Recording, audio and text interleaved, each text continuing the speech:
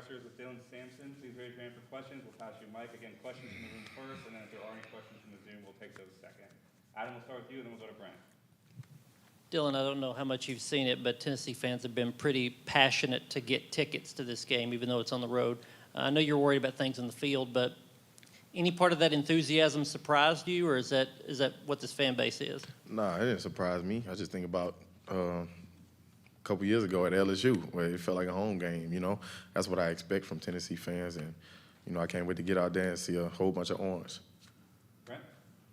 How much better do you feel right now compared to where you were 3 weeks ago? 3 weeks ago? Physically, how much better do you feel? No, I feel great. This time off is it's been good to my body. Probably the best I felt all season. You know, legs feel fresh. You know, every day counts. We'll go to Rick in the back. Hey, Dylan, bowl games are fun. You get to learn more about your team, get some extra work, but how important is it to be playing such a meaningful game for this program this time of year? Yeah, this is, you know, everything we worked for in the offseason. You know, this was what we expected. This is what we grinded for, and, you know, it doesn't stop now. Like, this wasn't the goal to just get to this game. There's a lot more games we got left to play, but we got to attack it the right way. There's an old clip I saw, I think it was from the Arkansas game. It was a 3rd and 4, and Miles Kisselman set a great block for you so that you could just explode down the field. How important has he been as that blocking tight end and getting you set to have these big runs? Yeah, him and, you know, all the tight ends who've been able to get in the game, they, you know, it doesn't go unnoticed by us, but a lot of people don't realize they're like the key cornerstone to making the run game go. And they're like that athletic extra offensive lineman. You know, we do a lot of stuff with them, and they're a big part of our offense.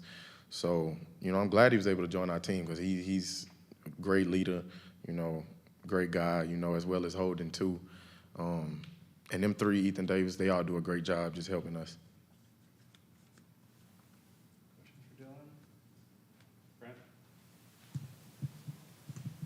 Just what do you see out of Ohio State's defensive front? What do you see out of them? I think they're giving up a little less than 100 yards a game on the ground. What do you see out of their run defense? Yeah, you know, very sound. You know, you can tell they're real coachable defense. They're going to be in their spots. They're going to be in their gaps. Safeties play an important part in the run game. They active, fly to the ball. It's a high-caliber defense, and the D-line does a good job just pressing the point and holding the gaps. You know, if you watch the film, there's moments, depending on different teams, where, you know, there's opportunity to make plays, but you got to make them. But it's going to be a physical game. Yeah. Dylan, your freshman year, you guys had Hendon and Jalen, and it was all the explosive pass plays. The last 2 seasons, you guys have led the SEC in rushing. Have you seen sort of just a shift in the program, shift in the offense with you and Jalen, and kind of what's that been like from your vantage point? You know, football is all about, you know, the X's and the O's. You know, you can scheme up so much, but, like, you got to have the personnel, you know. So depending on who you have each year, everybody isn't the same.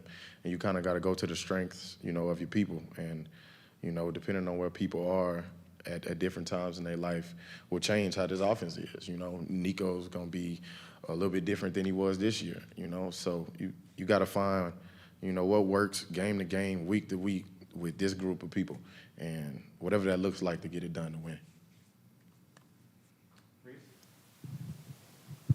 You said you've never felt better. What's the line between recovery versus reps and practice for you? I know you've probably been asked this multiple times this season, but what's that line? You know, it's really just up to the coaches. I like to practice and get out there and get moving.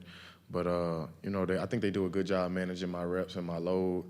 But it just depends on how I'm feeling for real, week to week.